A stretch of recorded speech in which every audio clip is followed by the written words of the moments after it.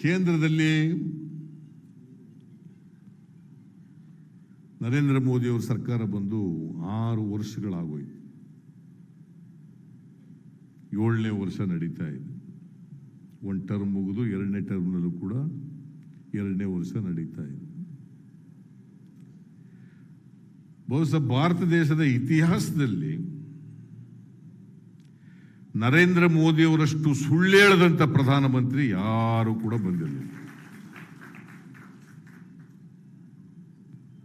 ಇಷ್ಟೊಂದು ಸುಳ್ಳು ಹೇಳದವರು,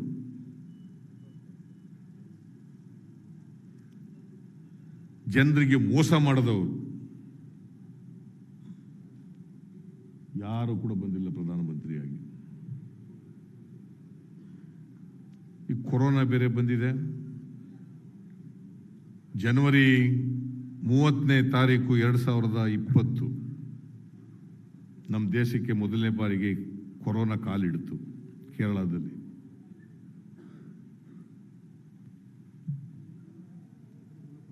March 24ರಂದು lockdown ಘೋಷಣೆ ಮಾಡಿದ್ರು ಪ್ರಧಾನಮಂತ್ರಿಗಳು. ಅದಕ್ಕಿಂತ ಮೊದಲೇ ಜಾಗಟೆ ಬಾರಿಸು, ಚಪ್ಪಾಳೆ ತಟ್ಟು, ದೀಪ ಹಚ್ಚು, ಎಷ್ಟು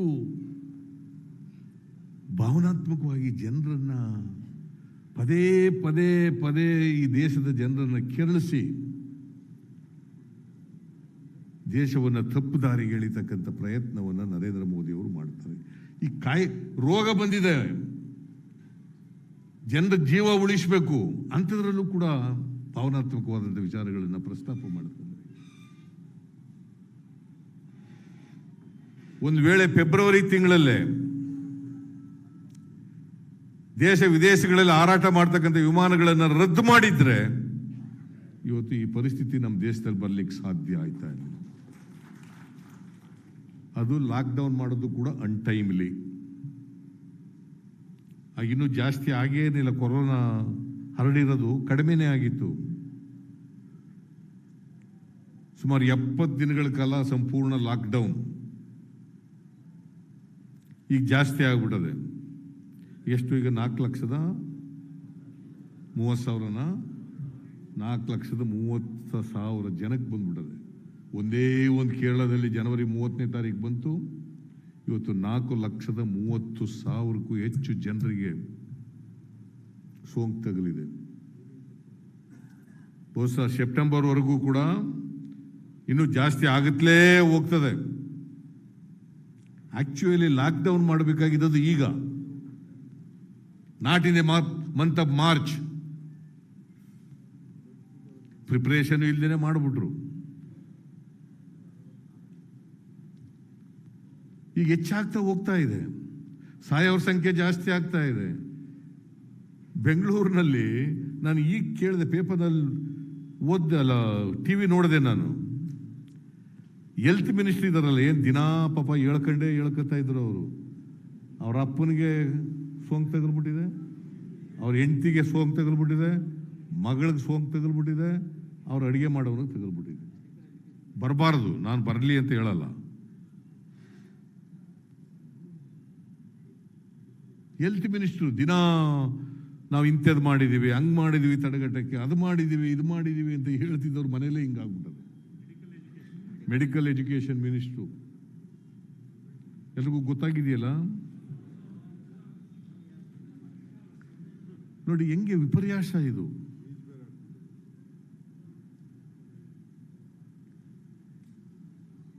ಆಮೇಲೆ ಲಾಕ್ಡೌನ್ ಮಾಡಿಬಿಟ್ರು.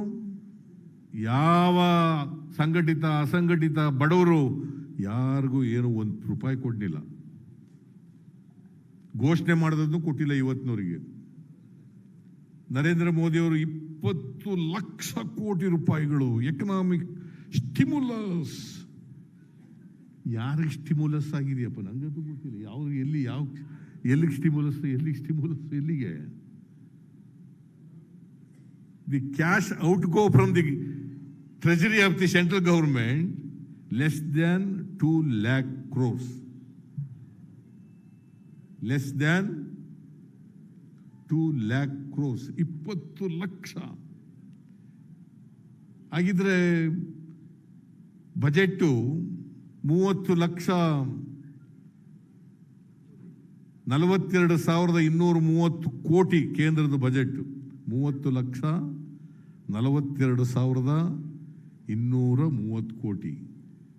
ಹಾಗಾದ್ರೆ ಇಲ್ಲ ಬಜೆಟ್ ಸೈಜ್ ಜಾಸ್ತಿ ಆಗಬೇಕು, ಇಲ್ಲ ಬಜೆಟ್ ಸೈಜು ಕಟ್ ಆಗಬೇಕು. ಇವತ್ತಿನವ್ರಿಗೆ ಯಾವ್ದಾರು ಹೇಳಿದಾರ? ನೋಡಿ ಎಂಥ ಹಸಿ ಸುಳ್ಳು. 20 lakh, 10% of the GDP of the country. ಎಲ್ರಿ ನರೇಂದ್ರ ಮೋದಿ ಅವರೇ? Not even 1% of GDP. Not even 1% of GDP. ಜಗತ್ತಿನ ಬೇರೆ ಬೇರೆ ದೇಶಗಳು ಕೊರೋನಾ ಸಂಬಂಧಪಟ್ಟಾಗೆ 10%, 15%, 20%, 30%, 40% ವರೆಗೆ ಅವರ GDP ನಲ್ಲಿ ಹಣ ಖರ್ಚು ಮಾಡಿದ್ದಾರೆ ರೋಗ ತಡೆಗಟ್ಟಲಿಕ್ಕೆ. ನರೇಂದ್ರ ಮೋದಿ ಡ್ರಾಮಾ, ಬಾಯಿಯೋ ಬಹನೋ,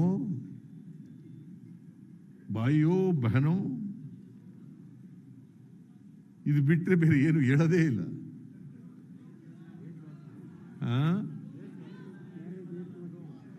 ಯಾರು? ದೇಶವಾಸಿ.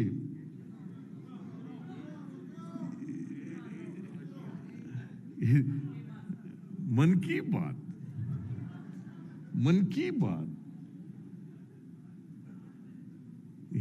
ಯಾವ ಮನ್ ಕಿ ಬಾತು? ಅದು RSS ಬಾತು. ಮನ್ ಕಿ ಬಾತ್ ಅಂದ್ರೆ RSS ಬಾತು ಹೇಳಿ ದೇಶ ಇವತ್ತು ಹಾಳು ಮಾಡ್ತಾ ಇದೆ. ಕೊರೋನಾ ಯಾಕೆ ಜಾಸ್ತಿ ಆಯ್ತು? ತಬ್ಲಿಗಿಗಳಿಂದ ಆಗೋಯ್ತು. ಹಾಗಾದ್ರೆ ಈಗ ಯಾವ ತಬ್ಲಿಗಳಿದಾರಪ್ಪ? ಈಗೆಲ್ಲಿದ್ದಾರೆ ತಬ್ಲಿಗಿಗಳು? ಅಮೆರಿಕದಲ್ಲಿದ್ದರೆ ತಬ್ಲಿಗಿಗಳು, ಫ್ರಾನ್ಸ್ನಲ್ಲಿದ್ದರೆ ತಬ್ಲಿಗಿಗಳು, ಇಂಗ್ಲೆಂಡ್ನಲ್ಲಿದ್ರ, ರಷ್ಯಾದಲ್ಲಿದ್ರ, ಜರ್ಮನಿನಲ್ಲಿದ್ರ, ಸ್ಪೇನ್ನಲ್ಲಿದ್ರ, ಇಟ್ಲಿನಲ್ಲಿದ್ರ. ಏನೋ ಅಲ್ಪಸಂಖ್ಯಾತರ ಮೇಲೆ ಗೂಬೆ ಕುಳ್ಳರಿಸಲಿಕ್ಕೆ ತಬ್ಲಿಗಿಗಳಿಂದ ಬಂದ್ಬಿಡ್ತು. ಹೆಂಗೆ ಜನರನ್ನ ಭಾವನಾತ್ಮಕ, ಅಲ್ಲೂ ಕೋಮುವಾದ. ಅವ್ರ ಟೋಟಲ್ ಅಜೆಂಡಾನೇ ಕೋಮುವಾದ. ಅವ್ರ ಎಕನಾಮಿಕ್ ಫಿಲಾಸಫಿನೇ ಕೋಮುವಾದ. ಅವ್ರ ಸೋಷಿಯಲ್ ಫಿಲಾಸಫಿನೇ ಕೋಮುವಾದ. ಅದು ಬಿಟ್ಟು ಬೇರೆ ಯಾವ ಐಡಿಯಾಲಜಿನೂ ಇಲ್ಲ ಅವರು.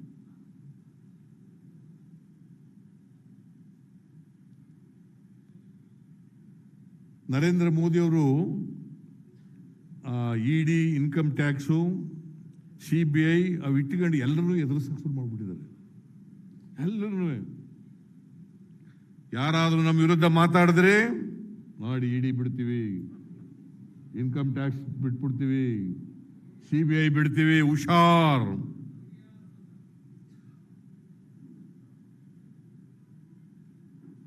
ಹಂಗೆ ಪಾಪ ಶಿವಕುಮಾರ್ನಿಗೂ ಆದ್ದು ಹಂಗೆ. ED ಬಿಡ್ತೀವಿ. ಈಗೆಲ್ಲ ಕೆಲವರೆಲ್ಲ ನೋಡಿ, ಚಂದ್ರಬಾಬು ನಾಯ್ಡು ಮಾತಾಡೋದೇ ನಿಲ್ಲಿಸ್ಬಿಟ್ಟ. ಆತಗೆ ಮಮತಾ ಬ್ಯಾನರ್ಜಿ ಮಾತಾಡೋದೇ ನಿಲ್ಲಿಸ್ಬಿಟ್ರು. ಎಲ್ರಿಗೂ ಹೆದರಿಕೆ. ಆಮೇಲೆ ನಮ್ಮ ಇವರಿದಾರಲ್ಲ, ಯಾರು TV ಚಾನೆಲ್ನವರು, ಅವ್ರ ವಿರುದ್ಧ ಒಂದು ಸೆಂಟೆನ್ಸ್ ತೋರಿಸ್ಲಿ ಇವರು, ನೆಕ್ಸ್ಟ್ ಡೇನೇ ನೋಟಿಸ್ ಇವರಿಗೆ. ಇಲ್ಲ ಅಂತ ಇವ್ರು ಹೇಳಲಿ ನೋಡಿ, ಇಲ್ಲ ಅಂತನ್ಲಿ. ಹೌದಾ ಇಲ್ವೇನ್ರಿ? ಮತ್ತೆ ನೆಕ್ಸ್ಟ್ ಡೇನೇ notice. Where is democracy? Where is democracy? Where is freedom of expression? Where is freedom of speech? ಕೊಂದು ಬಿಟ್ಟಿದ್ದಾರೆ. ಈಗ ಲಾಕ್ಡೌನ್ ಮಾಡಿಬಿಟ್ಟು, ಮೊದಲೇ ಎಕಾನಮಿ ಹಾಳಾಗಿತ್ತು ದೇಶದ್ದು, ಅನ್ಎಂಪ್ಲಾಯ್ಮೆಂಟ್ ಗ್ರೋತ್ ಜಾಸ್ತಿ ಆಗಿತ್ತು, GDP ಕೆಳಗಡೆ ಬಂದಿತ್ತು. ಈಗ GDP ಲೆಕ್ಕ ಹಾಕಿದ್ರೆ 3 ತಿಂಗಳದು, ಮೇ, ಜೂನ್, ಜುಲೈ 3 ತಿಂಗಳು ಮಾಡಿದ್ರೆ ಮೈನಸ್ ಕೊಟ್ಟೋಗುತ್ತೆ. ಆ 3 ತಿಂಗಳು 2020ನೇ ಇಸ್ವಿ 3 ತಿಂಗಳದು 3.2% ಬಂದಿದೆ. ಅವರೇ ಸರ್ಕಾರದ ಏಜೆನ್ಸಿ ಕೊಟ್ಟಿರ್ತಕ್ಕಂಥ ಅಂಕಿಅಂಶಗಳು. It will be minus growth.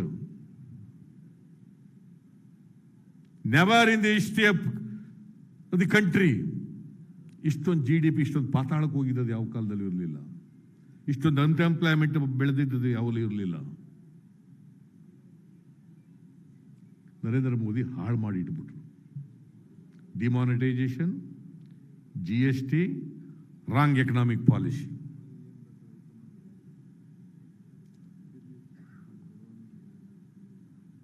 ಈಗ ನೋಡಿ, ಇದನ್ನು ಮಾಡಿದ್ಮೇಲೆ ಎಕಾನಮಿ ರೂಯಿನ್ ಮಾಡಿದ್ರು, ಈಗ ಹೆಲ್ತ್ ರೂಯಿನ್ ಮಾಡ್ಬಿಟ್ರು. Both health and economy both are ruined by mister Narendra Modi government. ನೀವು ಇದನ್ನು ಧೈರ್ಯವಾಗಿ ಹೇಳ್ಬೇಕು.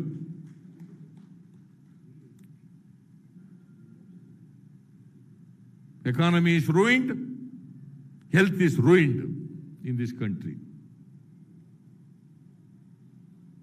ನಾಶ ಮಾಡಾಕ್ಬಿಟ್ರು.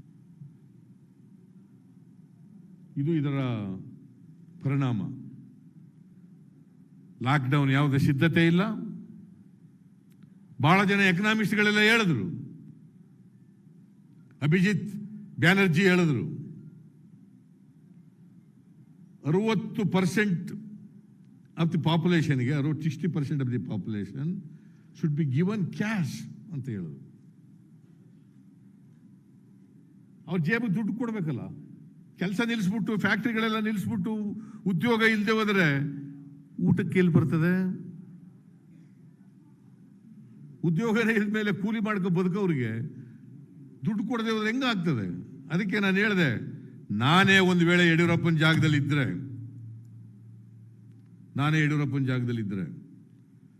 1 ಕೋಟಿ ಕುಟುಂಬಗಳಿಗೆ 10,000 ರೂಪಾಯಿ ಕೊಡ್ತಾ ಇದ್ದೆ. 1 ಕೋಟಿ ಕುಟುಂಬಗಳಿಗೆ. It comes to about 10,000 crores. It is nothing. ನಮ್ಮ ರಾಜ್ಯದ ಬಜೆಟ್ 2,37,000 ಕೋಟಿ. ಅದರಲ್ಲಿ ಈ ವರ್ಷ ಸಾಲ ತಗೊಳ್ಳೋದು 53,000 ಕೋಟಿ. ಅದ್ರ 10,000 ಕೋಟಿ ನಿಮ್ಗೆ ದುಡ್ಡಿಲ್ವಾ? 10,000 ಕೋಟಿ ಸಾಲ ತಗೊಂಡು 10,000 ಕೋಟಿ ಒಂದು ಕೋಟಿ ಕುಟುಂಬಗಳಿಗೆ ಹಂಚಿದ್ರೆ 4 ಕೋಟಿ ಜನರಿಗೆ ಹಂಚಿದಾಗ ಆಯ್ತಿತ್ತು. ಅವ್ರ ಜೇಬಿಗೆ ದುಡ್ಡು ಸಿಕ್ತಿತ್ತು, ಪರ್ಚೇಸಿಂಗ್ ಪವರ್ ಹೆಚ್ಚಾಯ್ತಿತ್ತು, ಅವರು ಬದುಕಲಿಕ್ಕೆ ಆಯ್ತಿತ್ತು. ಇದೇನು ಮಾಡಲಿಲ್ಲ. ನರೇಂದ್ರ ಮೋದಿ ಅವರು 10 ಲಕ್ಷ ಕೋಟಿ ಜನರಿಗೆ ಇದನ್ನು ಮಾಡಬೇಕಾಗಿತ್ತು, ಮಾಡಲಿಲ್ಲ. ಸರಿ, 10 ಲಕ್ಷ ಕೋಟಿ ಅಲ್ಲ, 10 ಕೋಟಿ ಜನರಿಗೆ ಮಾಡಬೇಕಾಗಿತ್ತು, ಮಾಡಲಿಲ್ಲ.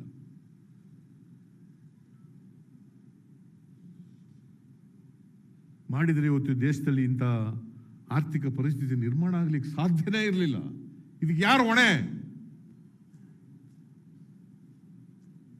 It is Narendra Modi's government which is responsible, ನನ್ ಎಲ್ಸ್ ಅಂತಕ್ಕಂಥದ್ದನ್ನು ಬಹಳ ಸ್ಪಷ್ಟ ತಿಳಿಸಬೇಕು. Nobody is responsible. It is only Narendra Modi.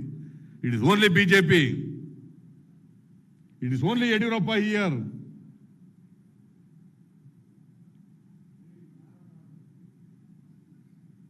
ಇದನ್ನ ಇವತ್ತು ನಾವು ಬಹಳ ಸ್ಪಷ್ಟವಾಗಿ ನಮ್ಮ ಕಾರ್ಯಕರ್ತರು ಜನರಿಗೆ ಮುಟ್ಟಿಸ್ತಕ್ಕಂಥ ಕೆಲಸವನ್ನು